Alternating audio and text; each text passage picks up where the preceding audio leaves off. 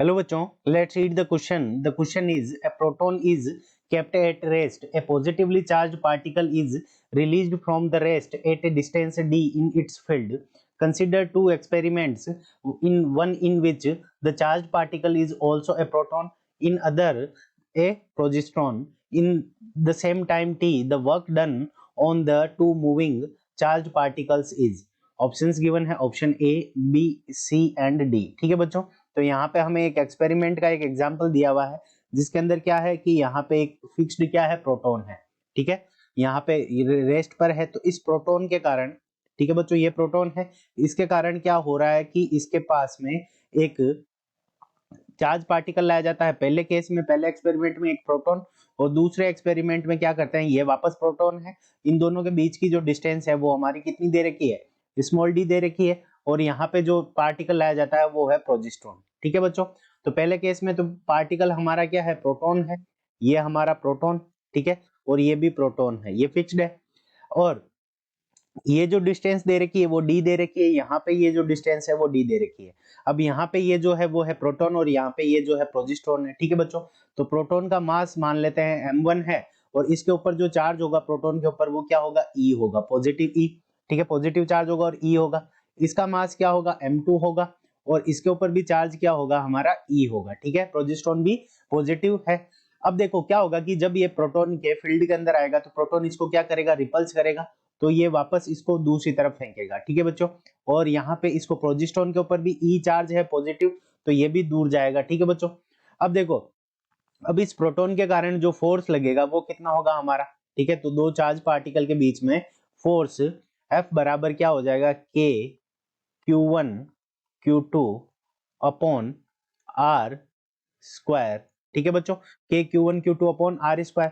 अब देखो यहाँ पे दोनों के ऊपर चार्ज क्या है, E है, प्रोटॉन के ऊपर भी चार्ज E और इस प्रोटॉन के ऊपर भी चार्ज E, तो यहाँ पे हो जाएगा के E square upon are square. ठीक है बच्चों, और इस केस के अंदर भी जो चार्ज होगा वो सेम होगा, क्योंकि प्रोटॉन के ऊपर चार्ज E है और इस पोजिट्रॉन के ऊपर भी चार्ज क्या है, E है, तो के E square upon are square. ठीक है बच्चों, तो फोर्स देखो, दोनों केसेस के अंदर फोर्स जो है हमारा वो क्या है, इक्वल है.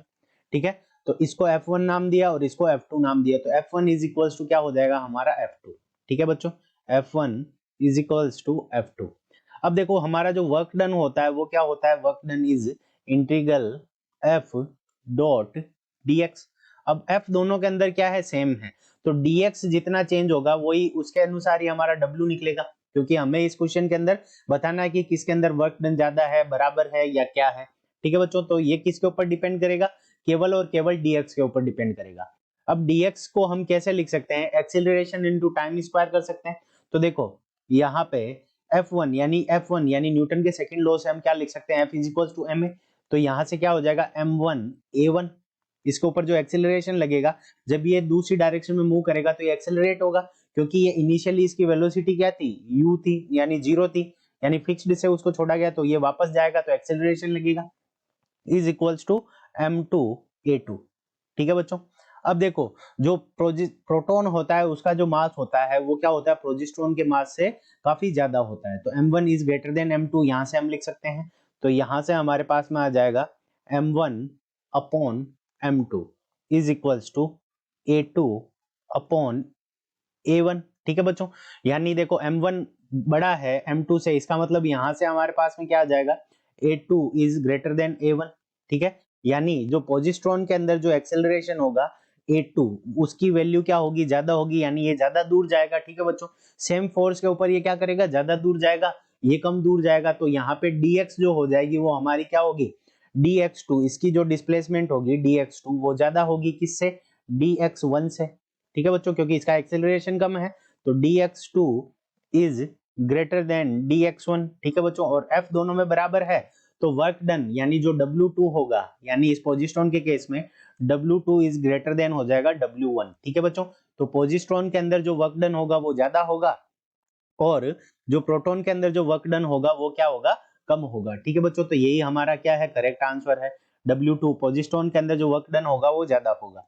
अब ऑप्शंस देखते हैं, तो ऑप्शन सी के अंदर दे रखा है, more for the case for a positron as the positron moves away a large distance. So option C is the correct answer of this question. Option A के अंदर दे रखा सेम एज, दोनों के अंदर सेम नहीं होगा वर्क डन, तो ये यहाँ पे इनकरेक्ट हो गया.